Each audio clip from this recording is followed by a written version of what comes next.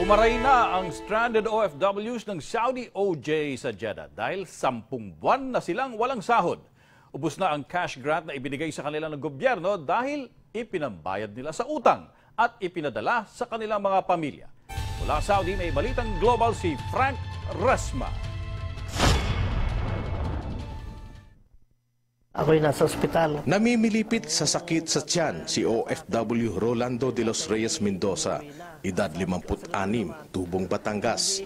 Nahihirapan si Tatay Rolando sa pagdumi dahil namamaga ang kanyang pancreas.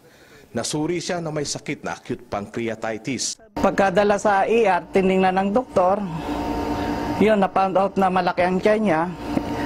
Tapos inanuhan pa siya, in-x-ray siya. Pagkatapos ng x-ray, laboratory examination. At the same time, pagkatapos noon, na-found out na mayroon pala po siyang namamaga yung pancreas niya.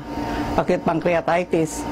At the same time, query appendix, ang suspect ng doktor, hanggang sa in-x-ray siya 3 beses. Pagkatapos ng 3 beses, inulit pa ng MRI hanggang sa 2 beses, hanggang sa marami na rin tumingin sa kanya ng doktor. Isa si Tatay Rolando sa mga stranded na mga Pinoy sa Saudi OJ na halos 10 buwan nang di pinasasahod ng kanilang kumpanya. Nakatulong ng malaki ang 26,000 pesos financial assistance na ibinigay ng Polo OWA, pero ubos na ito sa utang pa lang at padala sa pamilya. 2 taon nang expired ang ikama ni Tatay Rolando. 2 beses nang nahuli at nakulong ng maghapon. Dahil 10 buwan nang walang sahod, napilitan na lamang si Tatay na lumabas ng ospital dahil wala na siyang pambayad. Paso na rin ang medical insurance ng kumpanya sa kanila, kaya kahit pambili ng gamot ay wala siyang makuhanan. Mahirap po dito. Sabi sa akin, pag wala daw pong gamot sa ospital, ay ikaw ang bibili sa labas, sabi sa akin sa ospital. Ay 4 na araw nga ho yung resitang iyo hanggang sa lumabas. Kundi po ninyo kagabi dinala, hindi pa ho ako makakainom.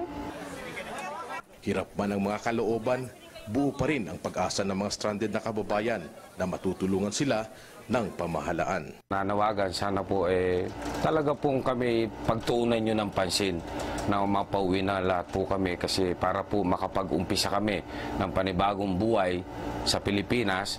Isa lamang si Tatay Rolando sa mga libo-libong Pinoy na naghihintay na makauwi sa Pilipinas. Sa pagdaan ng mga araw ng kanilang paghihintay, umaasa pa din sila sa ayuda ng ating mga kababayan.